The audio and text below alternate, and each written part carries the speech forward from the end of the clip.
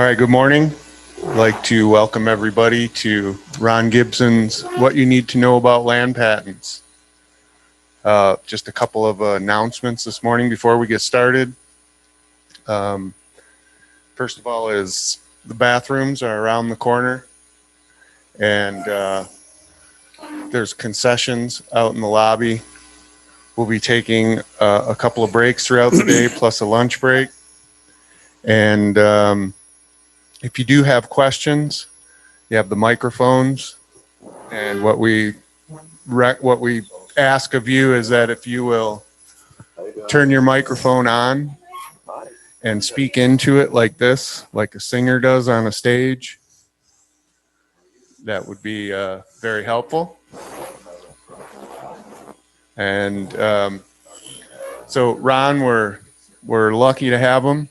He's been working in mining and in land patents and teaching and being a witness in court, and he provides land patent assistance and has been at it all for 50 years. So we feel very lucky to have him, and he's very likely to be the best land patent historian and expert witness and teacher and assistance provider left alive today. And so with that, God bless you, Ron. We appreciate you and love you, and we'll have you come and take it away. Well, thank you very much, Robert. First of all, I want to welcome everyone here this morning. And we've got a lot to cover today. As a general rule, we don't get it covered, all of it covered, just too much stuff. But I'm going to do my very best. A couple of things that I'd like to kind of lay the ground rules. If you have a cell phone, please turn it down. If you need to take a call, please exit quietly, and then so it doesn't interrupt the other students in the class. So what you're going to be shown today and learn has to do with land patents. Probably some of you know, maybe most of you know what land patent is, but a land patent is the conveyance of a true title from the United States government trust, land trust, to the private individual. And there's a very specific process in doing the original land patent. And what I'm going to share with you today is not creation of a new land patent. And I want that understood. What the provisions that our forefathers made is the very fact that we bring the existing patent forward. Because on every land patent it says, it is hereby granted to the undersigned, to their heirs and assigns forever. And an heir is someone who inherits the land. And a sign is a person who acquires the land by any other means other than inheriting it. So that forever clause in that land patent can never be diminished. It can never be taken away. And it means just what it says. It means forever. So first of all, I'd like for you to take your book, and I kind of want to give you a little bit of, if you open your book, at the end of every chapter, there's a blank page, and it looks like this. Okay? And at the top, it says notes / comments. If within that chapter, if you have something that you want to ask a question, I would like to ask that we hold the questions till our question and answer period, because I'd like to have everybody hear the question and everybody to hear the answer, okay? So we're going to start in here in just a little bit, but this book that I wrote, I have authored 2 books. One of them is What You Need to Know About Land Patents, and the other one is That You're Not a Slave. And You're Not a Slave book, I prove where you're not obligated to pay property taxes. And boy, that's a hot subject. And I've had people call me all the time, how do I get out of paying taxes? How do I get out of paying taxes? And I want to say something before we get started. If that's your only motive of bringing the land patent forward, I would discourage you. I'm not saying don't do it, but there's so many other blessings and benefit that are affiliated with the land patent.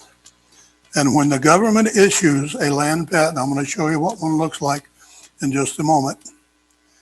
With that land that is acquired through that grant, patents are a grant from Congress, you get a bundle of rights. And the interesting thing about those bundle of rights, they're referred to in law as vested rights. Vested rights can never be taken away from you. No state court can take it away. No federal court can take it away from you. And the reason being, it's in law. You say, well, what do you mean in law? If you go to the Constitution, you look up Article 4, Section 3, Clause 2, you will find what we defined in law as general conversation as well, the land disposal section of the Constitution. And in that gives Congress the complete authority and jurisdiction and mandate to dispose of those lands that are held in the public trust. And I want to say something too. I get very irritated, just rubs me the wrong way, when I have people say, oh, that's government land, or that's BLM land, or that's Forest Service land. And I can tell you as a matter of law, they don't own a square inch of it. Every land law ever made is made under what's called a public land law designation. Are you with me? Okay. And I want to, before we get into this, I want to kind of show you a little picture, if I may.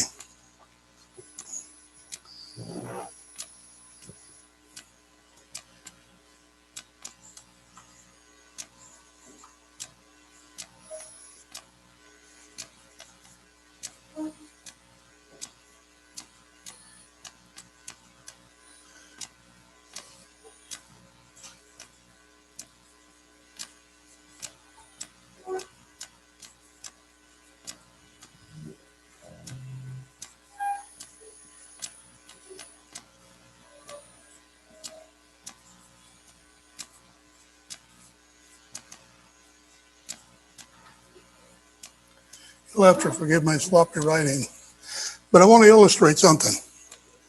Your right of land ownership is God-given. God created man. Man created government. And government created the courts. And the courts then administer through other needful entities to run a government. Okay? And the reason that this is so important, if you go to Genesis in your Bible, it will state there that God gave man dominion over the entire earth. Okay? Over the entire earth. I want to read you something.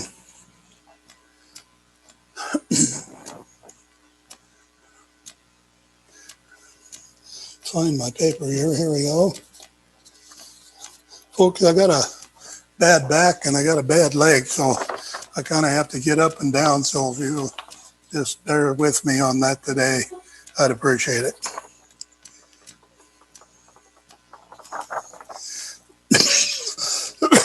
Pardon me.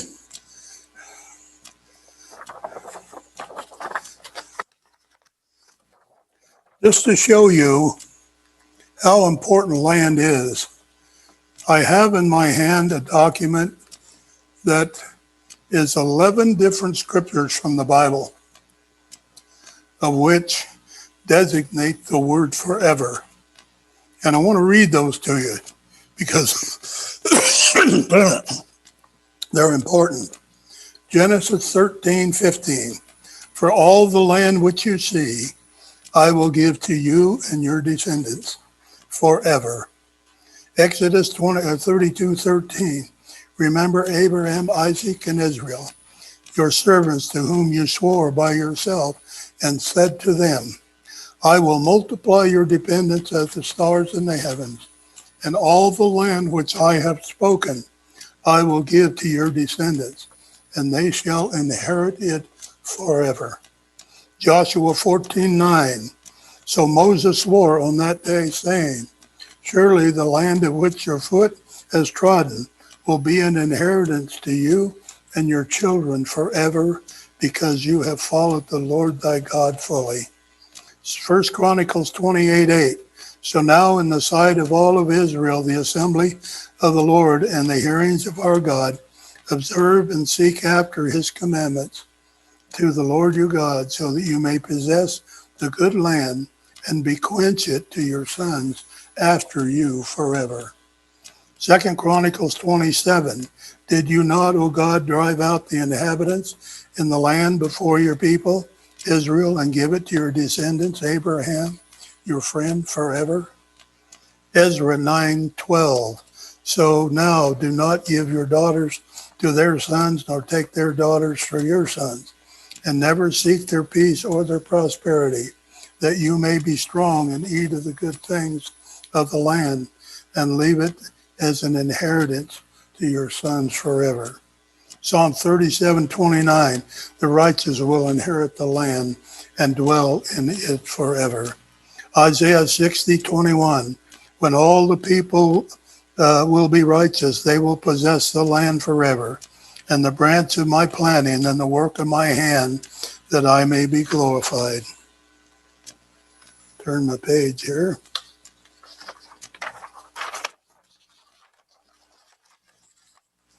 Jeremiah 7:7. Then I will let you dwell in that place, in the land that I gave to your fathers, forever and ever. Jeremiah 25:5. Turn now everyone from his evil way, from all the evil of your deeds, and dwell in the land which the Lord has given to you and your forefathers forever and ever. Ezekiel 37:25. And they will live in the land that I will give to Jacob my servant, in which your fathers lived, and they will live in it, and their sons and their sons and their sons forever. And David my servant will be their prince forever. Wow. The ownership of land is critically important, folks, and that's why every one of you here have a God-given right to possess land. Now, we're talking about patents here today.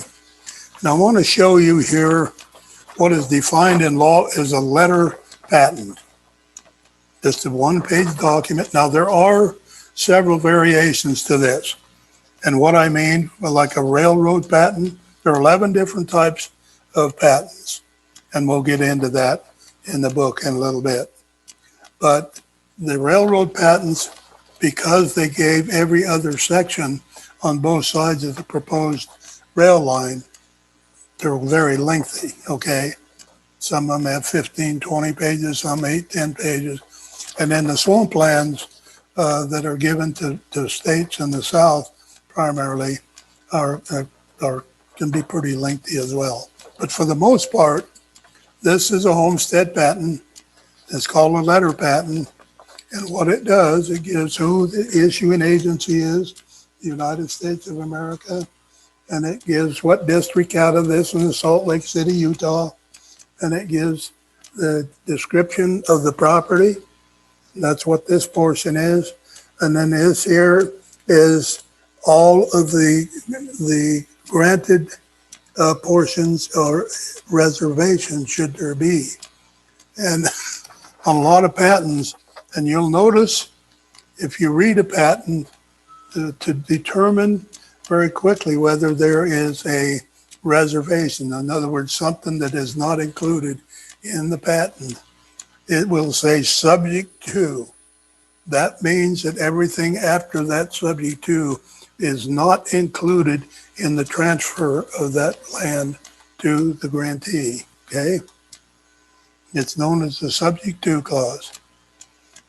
And then and it's interesting here that this is, the patents are granted. What do we mean by granted? Any thoughts on that? Granted means that it's given. It's conveyed over without a price tag on it. And I have people all the time, well, that's not so. You know, I saw on television where they have to pay $1.50 an acre for mining property, $2.50 an acre, whatever. No, folks, that's the cost of the survey. That is not the cost of the land. So they all equate it to so much per acre, but that's incorrect. So, but anyway, the other thing I want to show you, it is signed by the president here at the bottom or his designee. And this is a certification. It's got an embossment in here that you can feel. You can't see it from there. But in order to bring your land patent forward, you have to have a certified copy of this document that pertains to your land. And we'll get into all of that later on, but I'm just sharing with you that this is one important piece of business, folks. Now, with the conveyance of this property to the private individual, and as I mentioned earlier, you obtain with that a bundle of rights, they're called vested rights. This, and I hope I can explain this clearly without confusing everyone.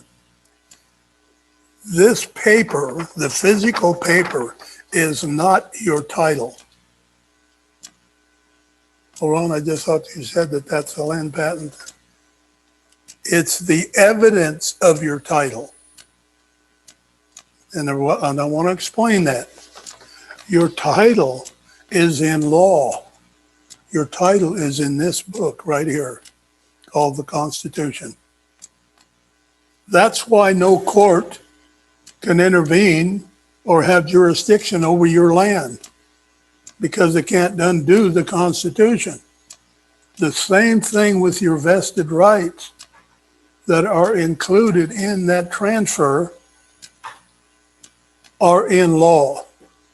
And being that they're in law, then in essence, nobody can mess with your patent or your property or those rights that accompany that. And boy, I want to tell you folks, I hope you heard what I just said. And the reason that I bring that up, it does away with building codes. It does away with any property setback. It does away with property restriction. It also nullifies an obligation for taxing of what we call property tax or a direct tax. And boy, the government doesn't like me saying that. They hate it. But I got case law, and I'm going to share with you here that shows, and that's what I wrote the book there, You're Not a Slave. I spent a lifetime of research on this stuff, folks. And I'm not saying that to pat Ron on the back.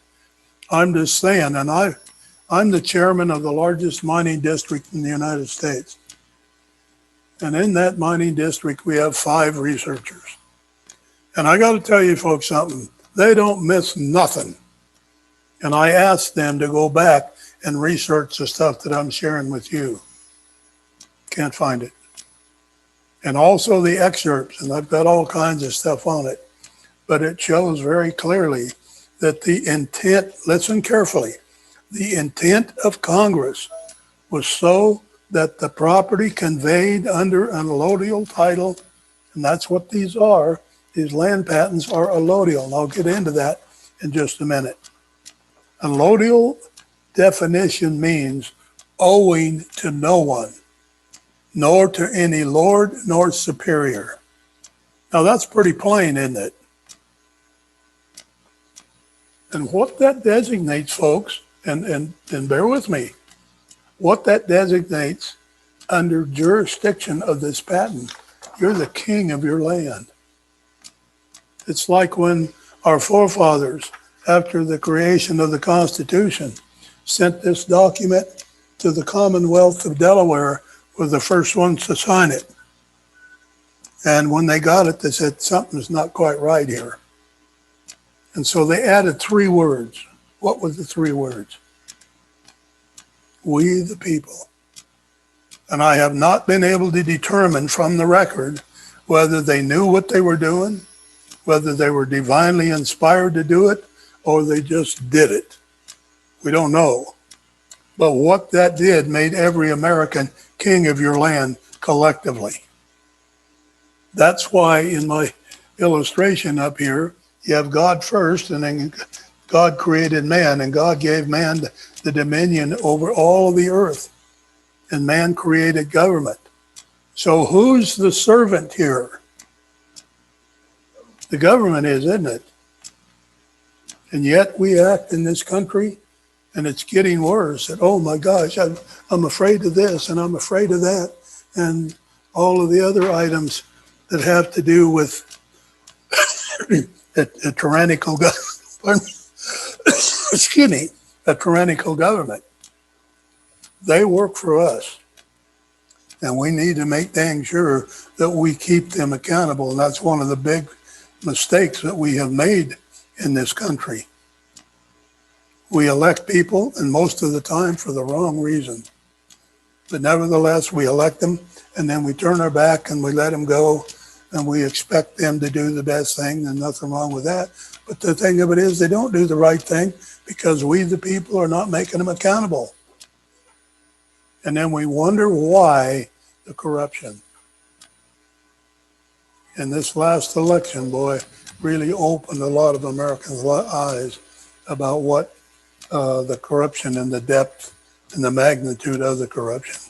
Really sad. I want to read you something. And before I do, I want to say, you folks being here today are a new generation of pioneers, if I can put it in that context. And what I mean by that, the Administrative Procedures Act that was enacted unlawfully in 1946 deliberately wanted to destroy this document called our Constitution. Okay?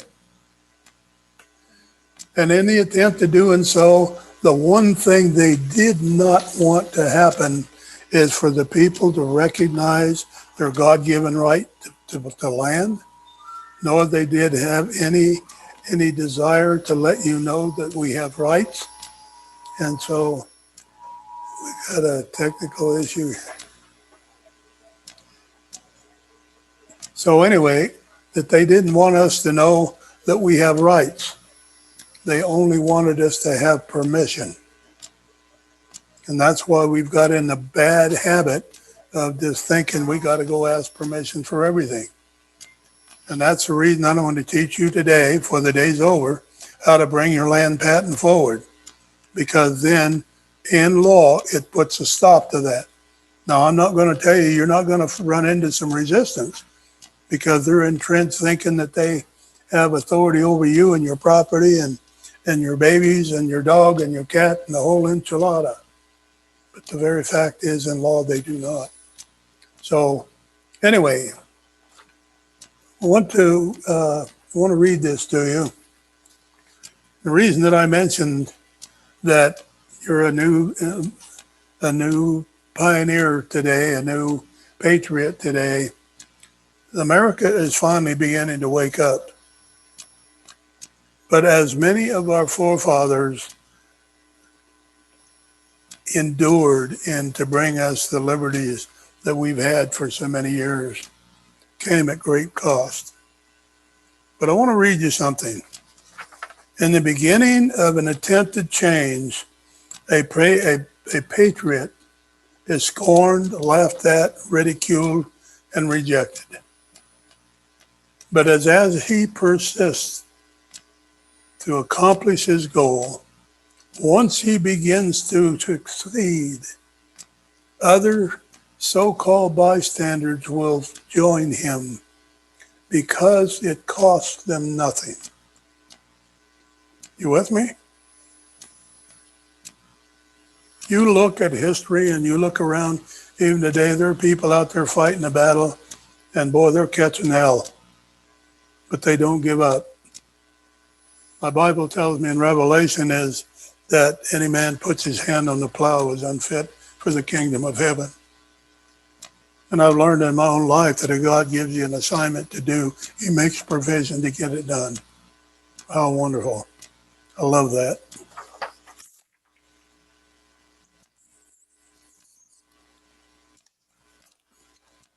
Here's another thing that I want to share with you before we get much into this. And the title of this is something that I put together, and I got pieces here and there, I guess. It allowed me to put it together. But it's called The High Cost of Liberty. There are a few statements from American founders after the Declaration that was approved by Congress.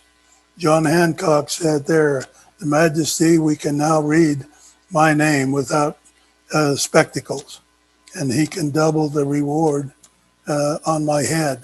The crown had put a reward of 500 pounds of sterling silver on Hancock's head. That amounts to about $100,000 in today's money. George Washington said the preservation of a sacred fire of liberty and the destiny of a republican model of government are justly considered as deeply, perhaps as finely staked on the experiment that entrusted into the hands of the American people. Thomas Paine said, "Those who expect to reap the blessing of freedom must, like men, undergo the fatigue to support it." Hello. Stephen Hopkins, a signer of the Declaration from Rhode Island, said that he signed the document. And he also stated, "My hand trembles, but my heart does not." Instead, Hopkins and the rest of the signers had reason to tremble. Of the 56 signers of the Declaration of Independence, 9 died of wounds and hardships during the war. 5 were captured, imprisoned, and tortured. Several lost their wives, children, or their entire families. 2 wives were brutally tortured and ultimately died. All were at one time or another, the victim of the manhunt that had driven them from their homes by the British soldiers. 12 signers of the homes were completely burned. 17 lost everything that they owned. Carter Braxton, a wealthy planter and merchant, saw his ship swept away in the sea by the British Navy. He sold his home and properties to pay the debt, and he died in rags. Thomas McKean also was hounded by the British, and that they were forced to move his family constantly. He served in Congress without pay, and his family was kept in hiding. His possessions were seized by the British, and he died in poverty. At the Battle of Yorktown, Thomas Nelson Jr. noted that the British General Cornwall was using his home for his headquarters. He quietly urged General George Washington to open fire on his home, saying it was no longer his home, but now it was the headquarters of the enemy. The home was subsequently destroyed, and Nelson died bankrupt. Francis Lewis, who had a home and properties destroyed by the British, they jailed his wife, and she soon died a few months later. John Hart was driven from his wife's bedside as she lay dying. Their 13 children fled for their lives in the fields and in the grimstone. They were laid to waste, all of the property and crops that he owned.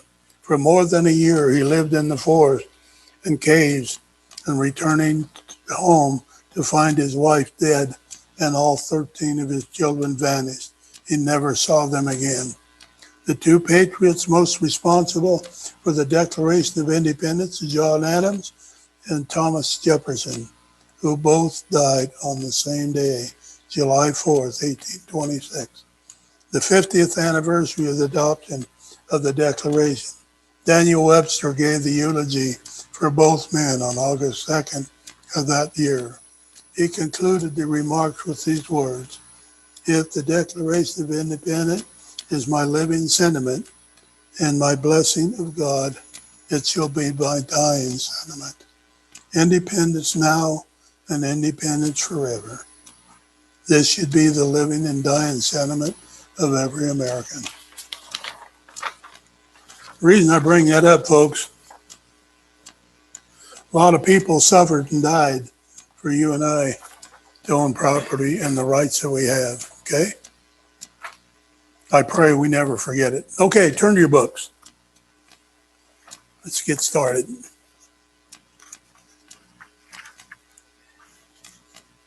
First, page 2 and 3 are the table of contents. Then the page 4 is an introduction. I want you to turn to page 5. This I pulled from the record of the report done from the General Land Office to the Senate and Congress dated 1870. If you look it up, you'll find this quote that I'm quoting here, excuse me, on page 28 and 29. Thank you.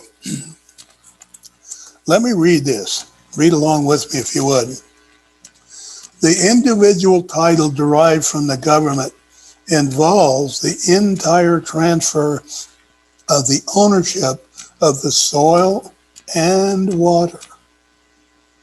It is purely allodial, with all the incidents pertaining to that title as substantial in an infancy of a Teutonic civilization. Following in the wake of this fundamental reform in our state and laws and several others which constitute appropriate corollary. Now, pay very much attention to this last little paragraph. This has got a lot of meat and potatoes to it. The statute of use was never adopted in the public land states, and hence the complex distinction between use and trust has never embarrassed our jurisprudence. What do they mean by that?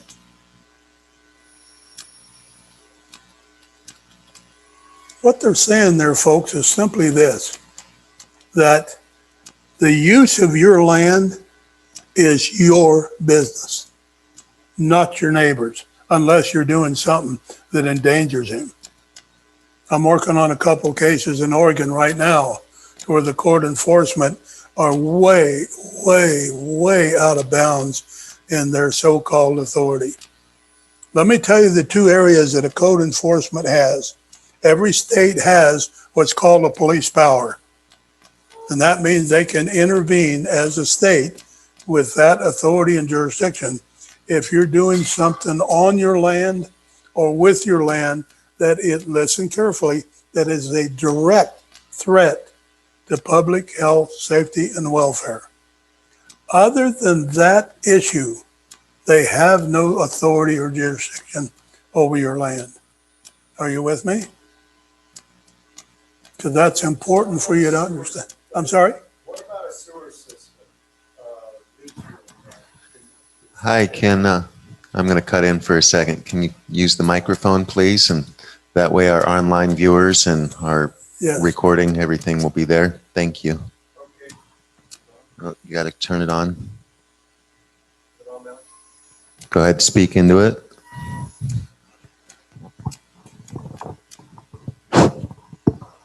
Okay, my question is like a septic system. Can you put one of those in? Would that be constituted as direct safety to someone else, to the health and general safety of someone? As long as it's put in properly, it's not. They're used all over the nation, the septic system. If you have a faulty function in one, that it's bleeding out past your property, or, there's a real distinct odor and that, then you start getting into that area that might be considered a direct threat. But as long as the septic system is put in and it functions properly, then they don't have a leg to stand on. Okay, thank you. Is that your question? Yes, I was just wondering if that would fall within the health department. I appreciate the My question. Thank understanding you. was as long as it doesn't go off your property or affect somebody and they can sue you or whatever, you harm them, you can do whatever you want. That is correct. And you bring up an interesting point I want to address, if I may. And I want you to follow me. And hopefully you're starting to get the picture that private property is private. That's why it's called private property. Now, let me give you the scenario that I'm sharing with you a couple cases that I'm working on in Oregon. If you have a neighbor or somebody drives by and they say, oh, I don't like what you got on your property. I don't like the color of your house. I don't like the barn you built there and all of that stuff. Then in essence, they run to code enforcement. And code enforcement then thinks that they have what's defined in law as inherent authority, which means they just assume it without lawful authority. When he comes out, and if he is allowed to exercise that unauthorized authority, he is in the process of destroying private property. Are you with me here? This is important that you get this, folks, because that neighbor or that passerby has no privity. Privity means lawful standing to intervene into another party's business or lawsuit or whatever. Yes, Robert.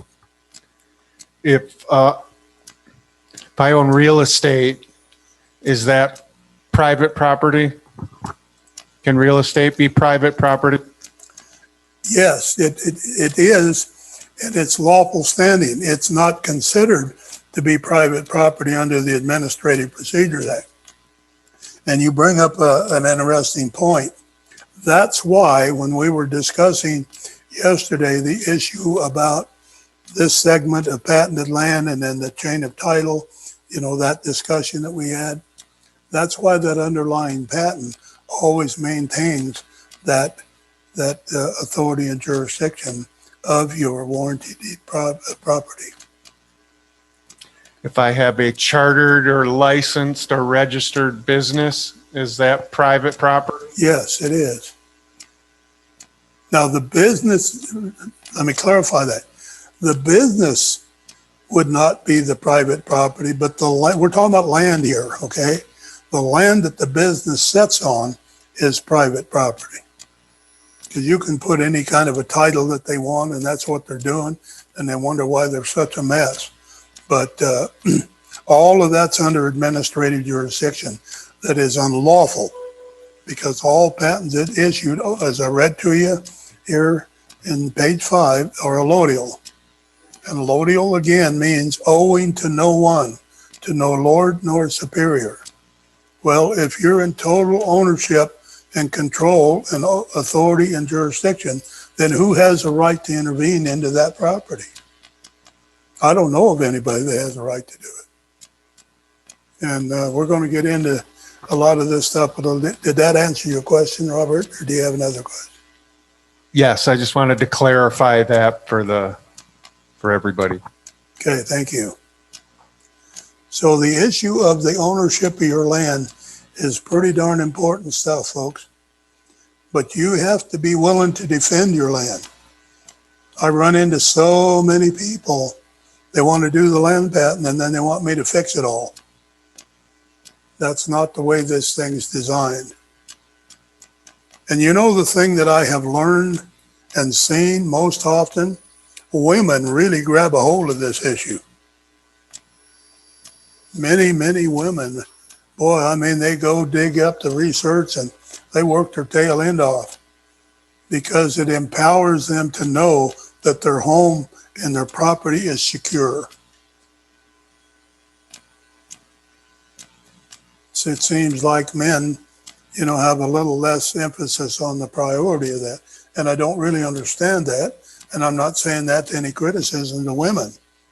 But I mean to tell you, I've helped some women put their land patents together, and boy, they're on fire.